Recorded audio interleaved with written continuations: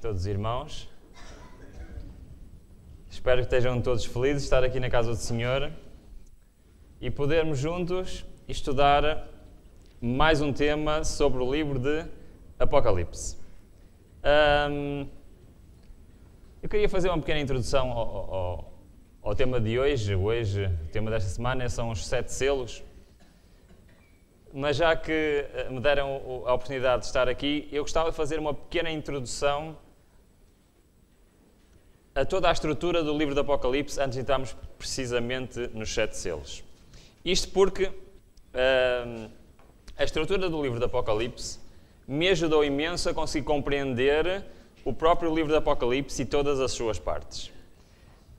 Mas eu, antes disso eu queria dizer uma coisa, que é Apocalipse não é uma palavra portuguesa. Sabiam?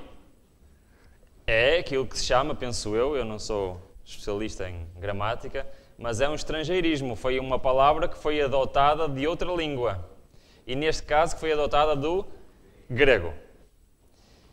Em português temos uma palavra equivalente a Apocalipse, que é a palavra revelação. Por isso este livro, se tivesse o título em português, se chamaria Revelação. E é de facto o que este livro pretende ser uma revelação. Mas como eu vos disse, eu gostava de partilhar rapidamente com vocês alguns aspectos da estrutura do livro do Apocalipse que nos ajuda a posicionar cada uma das suas partes, quer histórica, quer profeticamente, e nos ajuda melhor a compreender este livro. Pode ser? Olha, reparem, o livro do Apocalipse tem quantos capítulos? 22. Os capítulos foram adicionados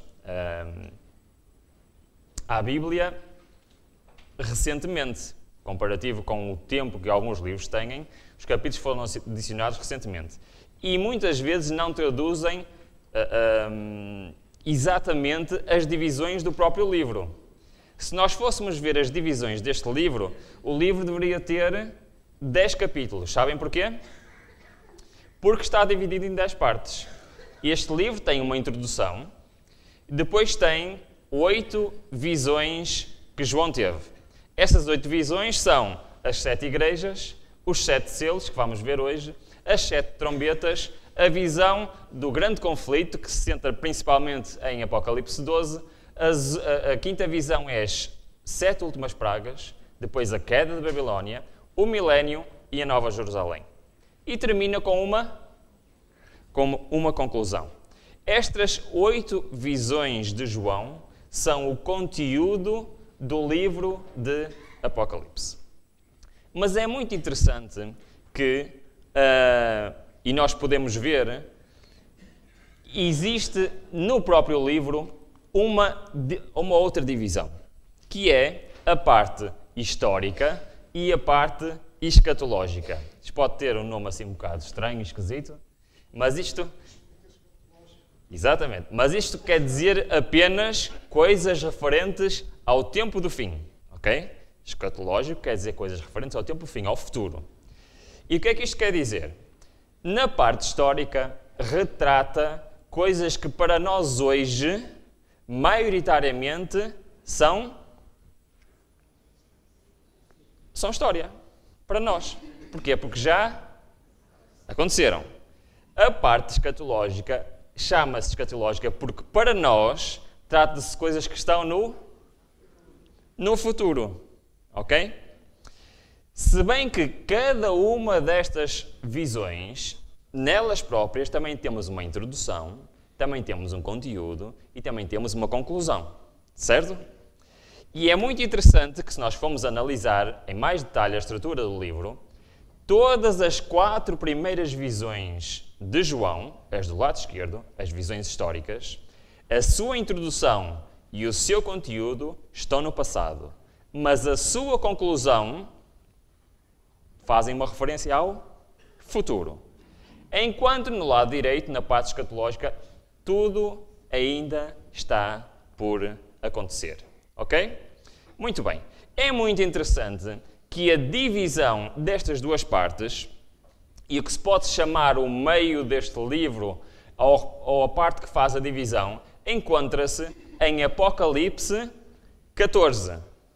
E sabem qual é o meio centro estrutural deste livro? É a mensagem dos três anjos.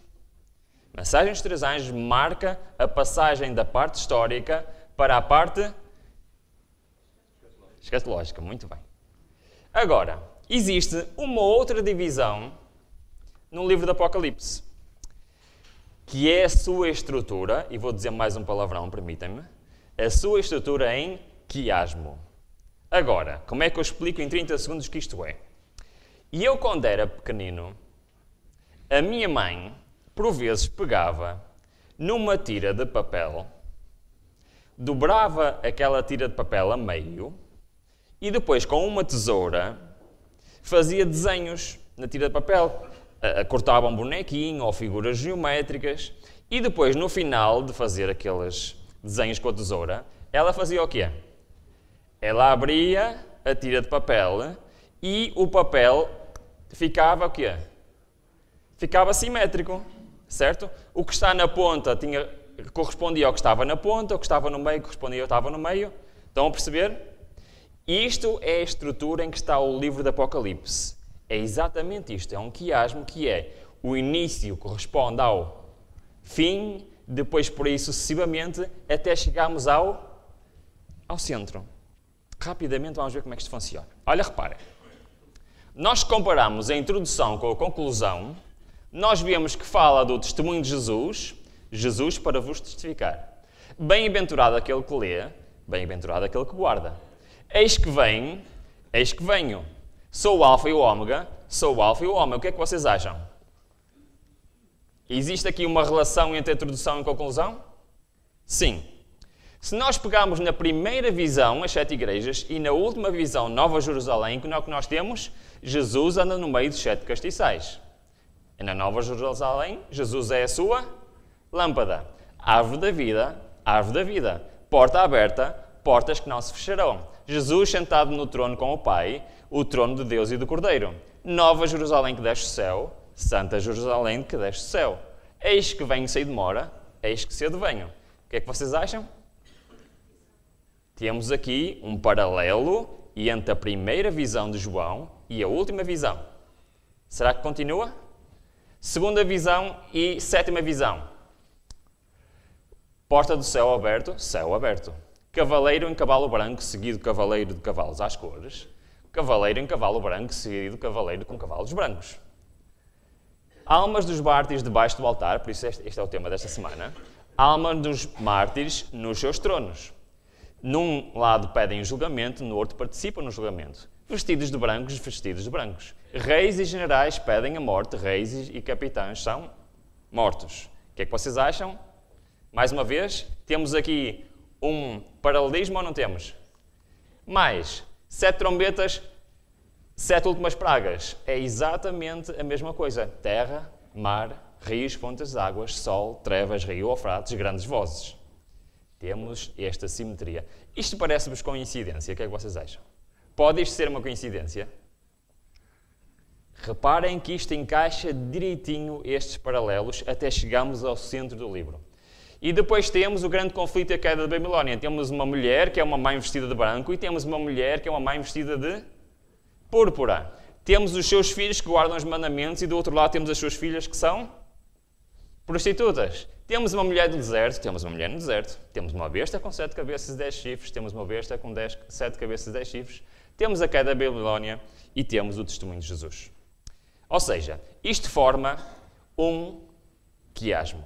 Exatamente este paralelismo que é como se fossem 2 setas. Uma do início a apontar para o meio e uma do fim a apontar para o meio. Porquê?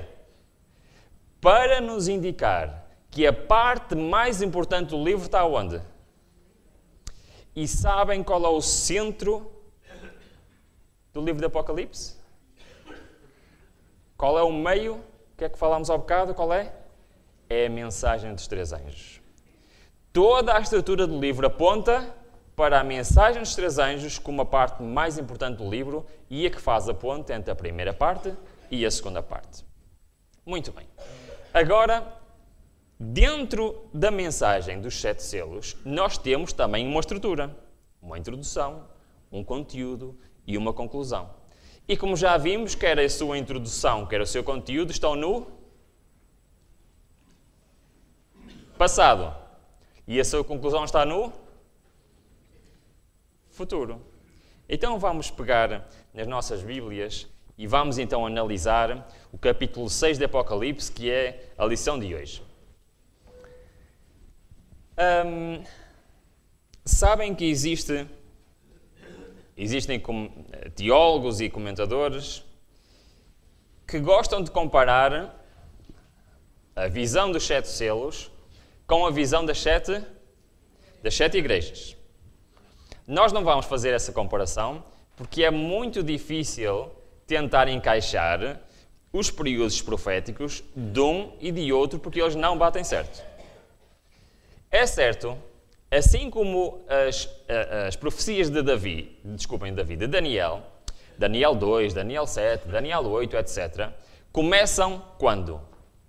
Na altura de Daniel e se estendem até ao fim.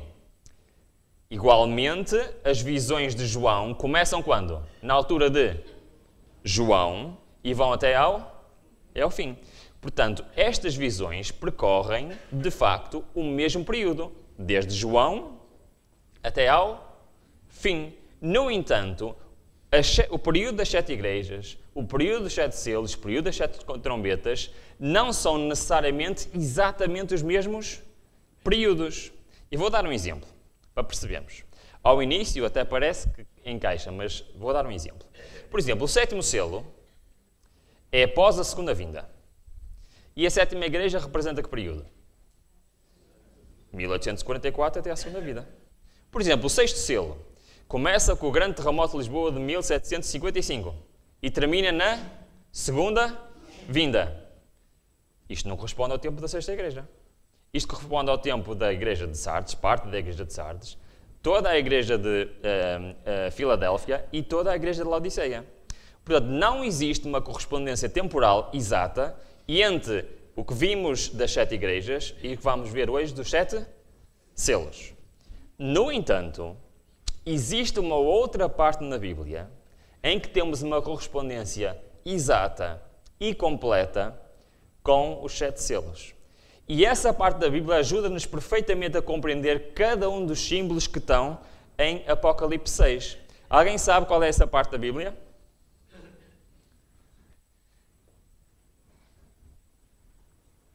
É o sermão profético de Mateus 24. E nós vamos pôr em paralelo estes 2 capítulos para conseguirmos perceber Mateus 6. Pode ser? E à medida, Apocalipse 6, peço desculpa. E à medida que nós vamos lendo Apocalipse 6, nós vamos olhar para Mateus 24 à procura desta comparação e à procura de quê? Da explicação para cada um dos símbolos em Apocalipse 6. Sabem porquê? Porque o sermão profético de Mateus 24 não foi simbólico. Ou foi? Foi quê? Foi literal. Cristo estava realmente a dizer o que é que ia acontecer e quais os sinais da sua vinda. Certo? Então vamos pegar na Bíblia e vamos começar a ler o versículo 1 e 2 de Apocalipse 6. Diz assim: Vi quando o Cordeiro abriu um dos 7 selos, e ouvi um dos 4 seres viventes dizer, como se fosse voz de trovão, vem. Versículo 2, primeiro selo. Quando o Cordeiro abriu... olhei e vi um cavalo branco. O seu cavaleiro tinha um arco, e foi dada uma coroa, e ele saiu vencendo e para vencer. Um cavalo branco, um cavaleiro branco, saiu para vencer. O que é que isto quer dizer? O que é que isto quer dizer? Um cavalo e um cavaleiro representam alguma coisa, algum poder, nós temos um cavalo que é conduzido por um cavaleiro. A descrição deste cavaleiro corresponde biblicamente à descrição de quem? De Jesus. Por isto, este poder é conduzido por quem? Por Jesus. E quem é que Jesus quer conduzir? Quem é que ele é a cabeça? A sua igreja, o seu povo. Então poderá ser que este cavalo branco, este cavaleiro representem a Cristo e Cristo dirigindo o seu povo? E será que qual é o objetivo de Cristo a dirigir a sua igreja? Qual é o objetivo da igreja? Pregar o Evangelho. É ou não a missão da igreja? Então será que é isto que quer dizer? Se nós formos a Mateus 24 e vimos realmente a comparação entre os dois capítulos, o que é que nos diz em Mateus 24, 14? Diz que o Evangelho será pregado. O que é que Paulo diz sobre o Evangelho ser pregado em todo o mundo? O que é que Paulo disse? Sabem o que é que Paulo disse? Que no seu tempo o Evangelho foi pregado em todo o mundo. Desde Portugal até à China, incluindo partes de África, todo o mundo conhecido ouviu falar de Cristo. E de facto nós vemos então que este cavalo branco, este cavaleiro branco representa exatamente isto. Jesus levou o seu povo a pregar o Evangelho a todo mundo. Saiu para conquistar e conquistou ou não? Conquistou. Muito bem, vamos continuar. Em Apocalipse 6, 3 a 8, falam-nos de mais 3 cavalos. Mas estes cavalos e estes cavaleiros já não correspondem à descrição de quem?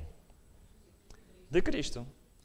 No versículo 3, o que é que nos diz? Quando o Cordeiro abriu o segundo selo, ouvi o segundo ser vivente dizer, vem. Então saiu outro cavalo vermelho. Ao seu cavaleiro foi dado tirar a paz da terra, para que os homens se matassem uns aos outros. Também lhe foi dada uma grande espada. Então vemos aqui um cavalo vermelho e vemos que este cavalo iria tirar o que é da terra? A paz. Quando não temos paz, temos o quê? Guerra. Não está muito difícil de perceber o que é que isto quer dizer. Ou está? Temos guerra, temos espadas, homens a matarem-se uns aos outros, e é muito interessante. Porque logo após Cristo, em Mateus 24, falar de pregar o Evangelho, o que é que ele disse que seria o próximo sinal? As guerras. Vamos continuar. Apocalipse 6:5. Quando o Cordeiro abriu o terceiro selo, ouvi o terceiro ser vivente dizer, vem, e olhei e vi um cavalo preto. E o cavaleiro tinha uma balança na mão. E ouvi uma como a voz no meio dos 4 seres viventes que dizia, uma medida de trigo por 1 denário e 3 medidas de cevada por 1 denário, e não danifiqueis o azeite e o vinho. Temos aqui um outro cavaleiro estranho. Um cavaleiro agora preto. É muito interessante que este cavaleiro trazia o que na mão. E essa balança foi para medir o quê? O que é que temos no outro versículo a seguir? Foi para medir o quê? Os cereais. Certo? Diz aqui 1 denário. O que é 1 denário? Muito bem, salário de um dia de trabalho. O salário de um dia de trabalho devia ser suficiente para pagar alimento para quem? Para toda a família. No entanto, aqui vemos que, nesta altura, não pagava o alimento para toda a família. Porquê? Porque nos diz aqui que uma medida de trigo por 1 denário, uma medida de trigo era para uma refeição para uma pessoa. Está para alimentar a família toda? Não dá. E se forem o alimento mais barato, que é o outro, qual é que diz aí? A cevada, dava para quantas medidas? Dava para uma refeição para 3 pessoas. Isto para o dia todo. O que é que isto quer dizer? Isto quer dizer que é um período em que as pessoas teriam pouco de comer. E é muito interessante que logo a seguir às guerras, qual é o sinal que Jesus fala? É de fome. Vamos continuar a ver o terceiro, antes de resumirmos isto. Diz assim no versículo, ainda antes. Mas porquê que não danifiqueis o azeite e o vinho? O que é que isto quer dizer?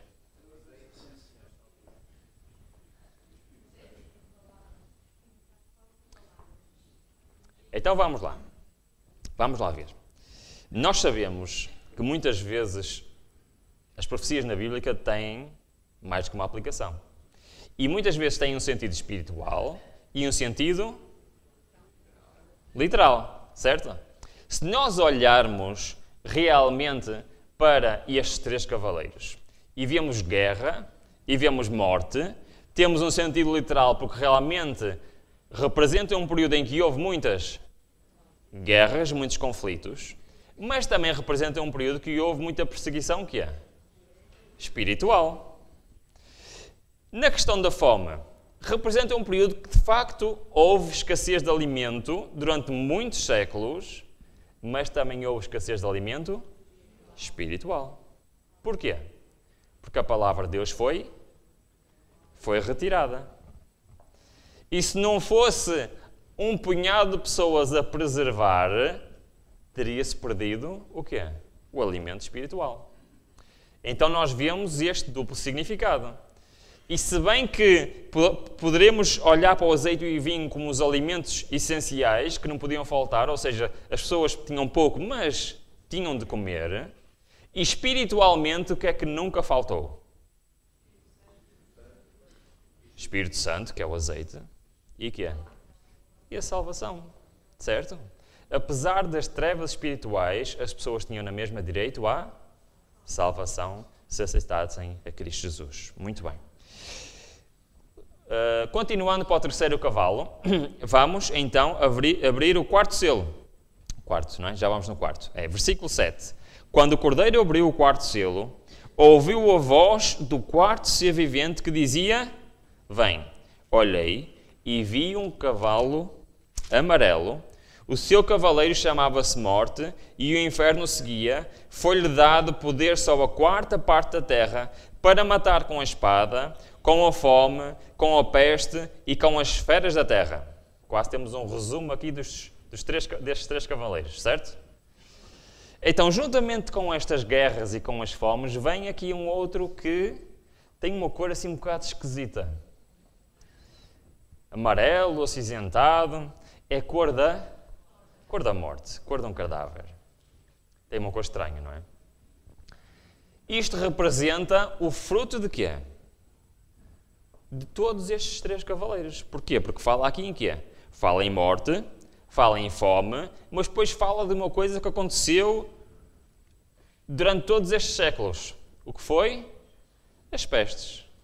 Que dizimaram quase gerações inteiras.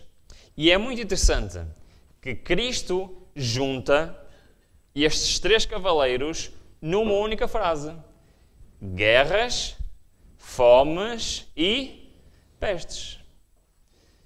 O que é que vocês acham deste paralelo entre Mateus 24 e Apocalipse 6? Acham que tem lógica até aqui? Sim, tem.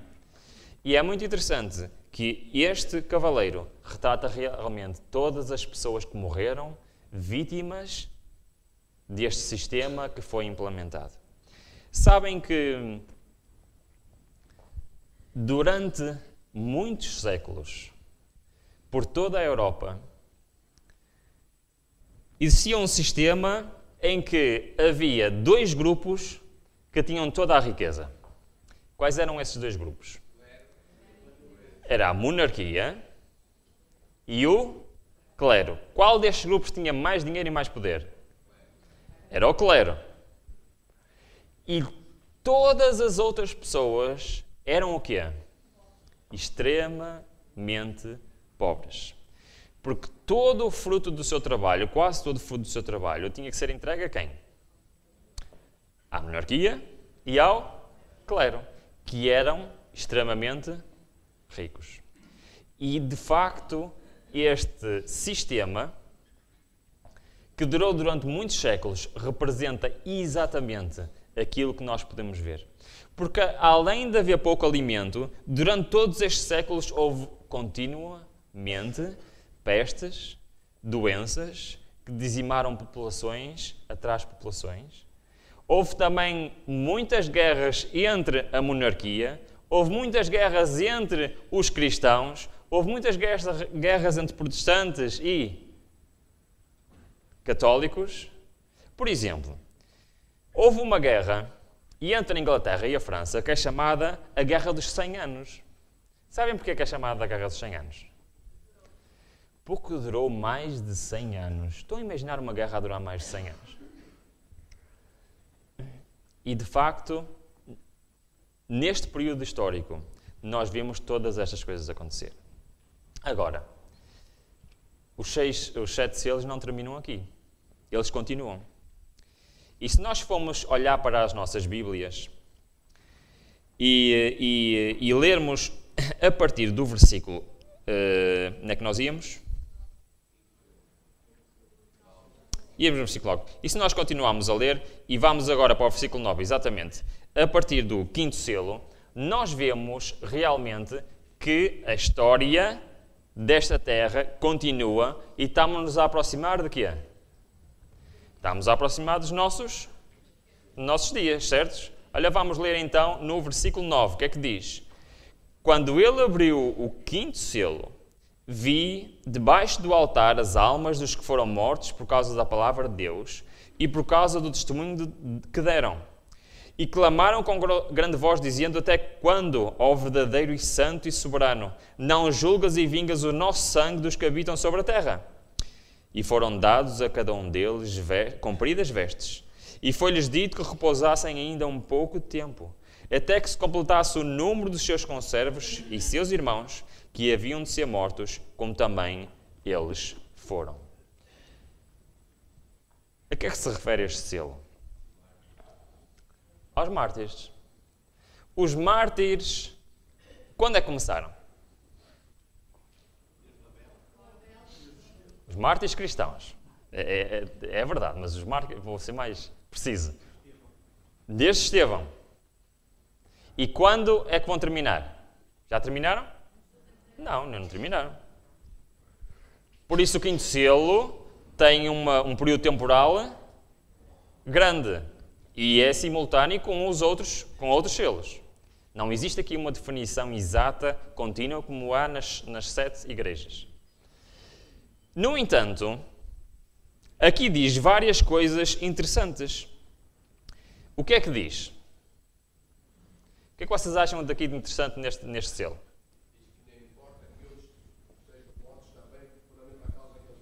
Muito bem, ainda faltam mortos. Ainda faltam mais pessoas morrerem por Cristo. Isto parece ser um bocado estranho. Mas o que é que isto quer dizer?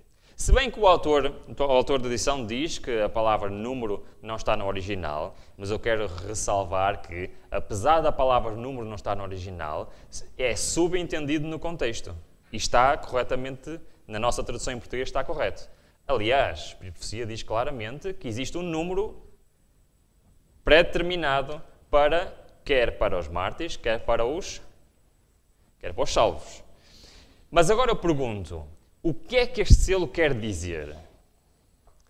Para já, se olharmos para Mateus 24, vemos que a seguir às guerras, fomes e pestes, Cristo fala de quê? Da grande tribulação. Qual foi o período histórico da maior tribulação de sempre na história deste mundo? Temos extensão. Idade Média, o período dos 1260 anos, que foi de 538 a 1798. Muito bem. Então, nós vemos que este 5º selo, apesar de representar todos os mártires, refere-se especialmente a quê? À grande tribulação. Agora, o que é que estes mártires, que sabemos que isso é simbólico, não é? Porque onde é que estes mártires estão neste momento? Estão na sepultura. Não sabem nada, não dizem nada. No entanto, simbolicamente, o que é que eles estão a reclamar a Deus? Justiça. Quando é que trazes justiça àqueles que nos mataram? E o que é que Deus lhes diz? Deus diz, esperem, que ainda não chegou o tempo. Ainda mais coisas têm de acontecer. Mas dá uma segurança a todos aqueles que morreram e a todos aqueles que ainda podem morrer em nome de Jesus. Qual é esta segurança? É que terão uma roupa especial. O que é que quer dizer as vestes brancas? A justiça de Cristo. Quem tem as vestes brancas, o que é que tem garantido? A salvação. Todos estes mártires que morreram, onde é que eles vão estar um dia? Eternamente com Cristo. E vão fazer parte de um grupo especial dentro dos salvos. Muito bem, mais alguma coisa interessante em relação aqui ao quinto selo? Vemos realmente que estamos rapidamente nos aproximando do nosso contexto atual. Até que chegamos ao sexto selo. No sexto selo, que nós já vimos qual é o período que ele cobre, no sexto selo diz assim, no versículo 12, vamos ler 12 e 13, diz assim, olhei, enquanto abria o sexto selo, houve um grande terremoto, o sol tornou-se negro como saco de silício, a lua tornou-se como sangue, as estrelas do céu caíram sobre a terra como quando a figueira sacudida por um forte vento deixa cair os figos verdes. Muito bem, vamos olhar para o nosso quadro. O que é que Jesus diz a seguir à grande tribulação? Que sinais é que haveriam da sua vinda? Que haveriam sinais no sol, na lua e nas estrelas. É isto parecido com o sexto selo? O que é que vocês acham? É. Mas no sexto selo, nós temos um acrescento. Qual é? Que Jesus não fala. Qual é o acrescento? É um terremoto. Muito bem. Agora eu queria chamar a vossa atenção para uma coisa interessante, que é, se nós olharmos para este quadro, nós vemos que do lado direito temos linguagem simbólica. Do lado esquerdo temos linguagem literal. No entanto, no sexto selo, nós vemos que a linguagem é o que é? É a mesma. Estes sinais não são símbolos. Aquilo que João viu foi exatamente aquilo que aconteceu. E é exatamente aquilo que Cristo tinha dito que ia acontecer. Então, no sexto selo, temos aqui, nesta parte, linguagem literal. E sendo literal, representa o quê? O que é que representa este terremoto? Que terremoto é este? Que é isto do Sol? Que é isto da Lua? Muito bem. Mais? Muito bem. Mais? Lua? As estrelas. As estrelas. Muito bem. Então nós vemos que isto são acontecimentos literais que realmente aconteceram conforme Cristo disse e conforme João viu. Certo? E estes acontecimentos estão aonde? Estão no passado. Ou seja, 1833 já é muito mais perto de nós do que a Idade Média, do que todas as outras coisas que vimos. Estamos a aproximar de quê? Dos nossos tempos. E deixar a parte histórica e passar para a parte escatológica. Por isto quer dizer que nós estamos a deixar a maioria, como vimos na nossa estrutura, os 7 selos, a maioria é histórico e só a parte do fim é que é profético, escatológico. Está bem? E é aí que entra a segunda parte do sexto selo. Porque ainda não terminou o sexto selo. E no versículo 14 ao versículo 17, nós deixamos o passado e passamos para o futuro. Olha, vamos ler, versículo 14, diz assim: o céu recolheu-se como um pergaminho quando se enrola, e todos os montes e ilhas foram removidos dos seus lugares. Isto já aconteceu?